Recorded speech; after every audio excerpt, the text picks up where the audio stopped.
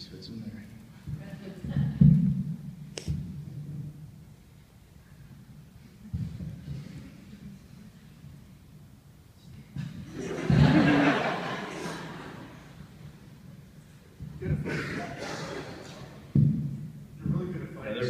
There we go.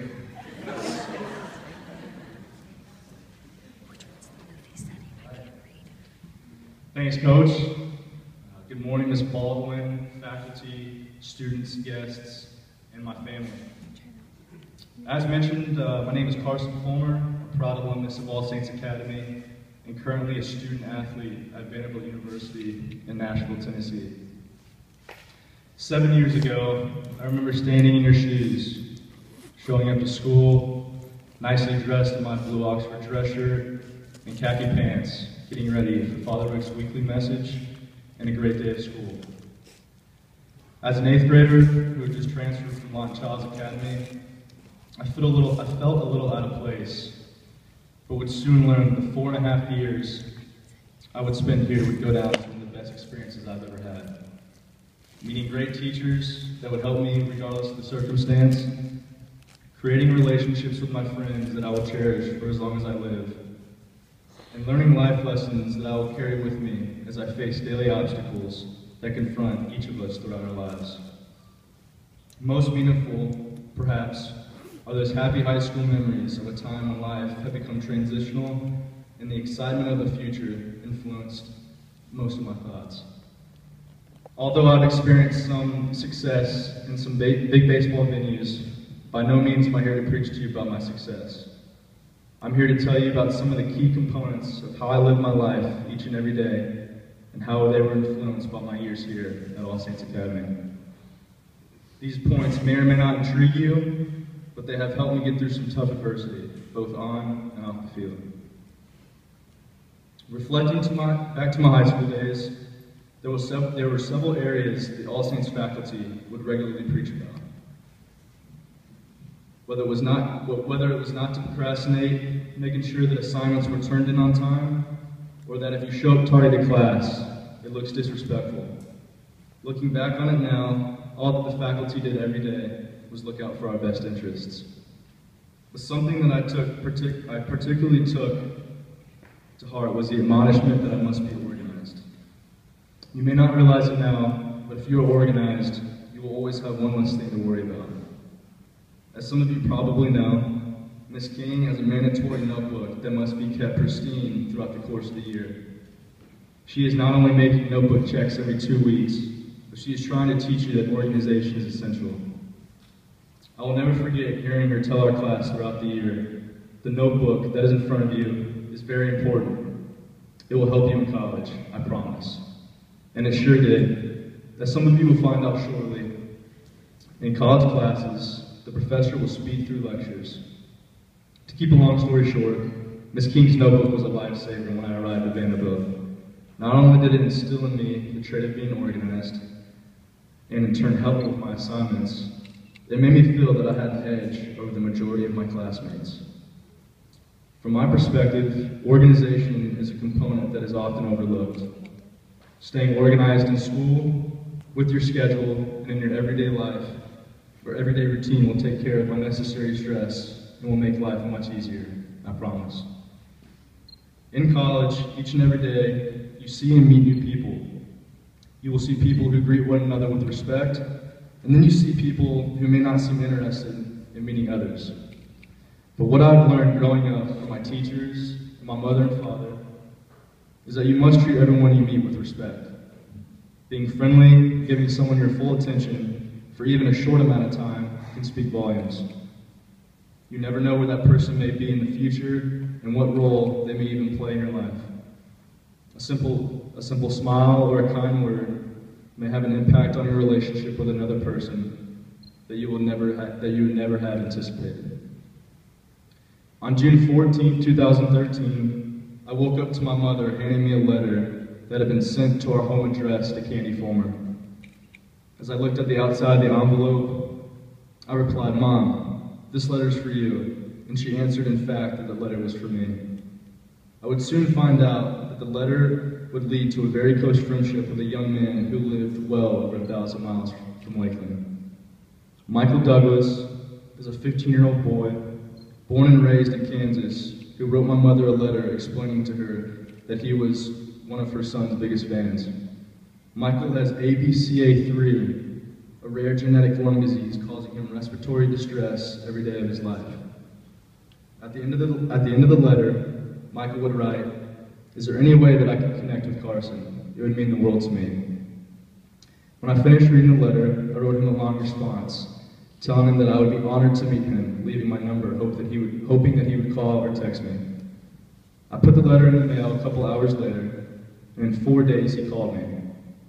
We talked for an hour about sports, his family, and all of his interests in life. Since then, we have met 3 times, once at a baseball series at the University of Missouri, and twice when his family took him to Omaha to see Vanderbilt play in the World Series. He is truly an inspiration to me. He is faced with daily challenges that would overwhelm a lesser person, but all he wants to do is live his life to the fullest, regardless of the circumstances.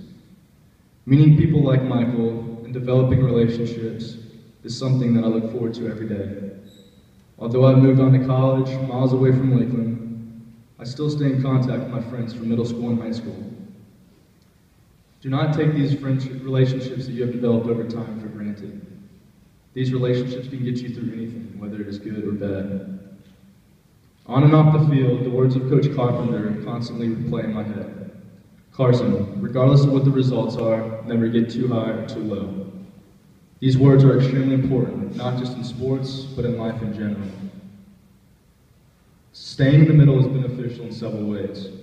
Speaking of sports, you could throw a complete game shutout or score 30 points in a basketball game. And personally, it is easy to feel extremely good about yourself and what you have accomplished. Or, on the other hand, as a pitcher in a baseball game, you could get hit all around the ballpark, giving up a career high in runs, eventually getting pulled in the second inning. Or you could have a terrible basketball game and scoring very few points and miss the game-winning layup. At that point, you would contemplate quitting sports or just saying that you aren't good enough. But by never staying too high or too low, you are always back to work the next day. Not dwelling on good or bad results is one of the best things you can do in the classroom or on the field. It is interesting to see how people react to success and how they react to failure. The individuals who succeed as a whole have the ability to work at a consistent level regardless of the results. In the past couple of years have given me opportunities I thought I would never experience. But in order for these things to happen, it took a lot of patience. When things weren't going the way I imagined them, I would always take a step back and tell myself to stay focused on what you want to achieve. The rest will take care of itself. All you can control is how hard you work each and every day, and everything else is out of your control. Many coaches have told me throughout my career that focusing on the big picture, which is the big leagues, is not what you should focus on. Focus on what you can do today to make yourself as good as you can be. Getting better and respecting the long-term process is what will get you to the highest level. Looking past distractions that come your way is very important. There are several instances where I could have been pulled away from a workout. Teammates arguing, "Hey man, finish your workouts later." Or, "You have worked out 6 days this week. What is one more day going to do?" Standing up for yourself and simply saying, "No thanks, I have to get my work in," is essential. Staying patient and looking past distractions is how you separate yourself. In my life, I'm always trying to find ways to separate myself from my competition. I never want to wake up knowing that someone is outworking me, because you want to know that you have done everything you can to reach your full potential. When things are going good or bad, stay patient and focused, because hard work does pay off. No matter what has happened in the past, you should always welcome new challenges. Last year, as you probably know, Vanderbilt baseball was very fortunate to win our university's first men's national championship. Before leaving campus, Tim Corbin, our head coach, held a meeting with the returners for next year's team. In the meeting, he would explain that when we get ready for next season, there will be a target on our backs, because people are going to want to beat us more than anyone else. Although we have won a national championship, I feel that this upcoming year will be the toughest year of my college baseball career in terms of practice and preparation. The reason is because our coach wants to make sure that we are even more prepared than we were last year. When looking back at that conversation, I know that in order to beat teams we will face next year, we are going to have to take a different route to get to where we were last year. Welcoming new challenges is what makes the game of baseball fun. In life, you always want to be better than you were the day before. Do not be scared of the obstacle you're about to face. Welcome it, knowing that deep down, you'll get through it successfully and eventually look at it as a learning experience. When you consider what I have discussed with you, there's one component that this all funnels into, and that is staying humble. The most important attribute that you can carry with you every day is to remain humble. No matter what you have accomplished in life, you should always keep a level head. When looking back at some of my teammates, when they would accomplish something specific, they would often blow things out of perspective, letting everyone in the locker room know what they have done. Although some of you may not believe in karma, it is real, especially in the game of baseball. When achieving something, give it time to soak in, then throw it over your shoulder and move on. People begin to lose respect for you quickly if you brag about your accomplishments. Personally, I want to always be remembered as a humble person. This means more to me than being a good baseball player.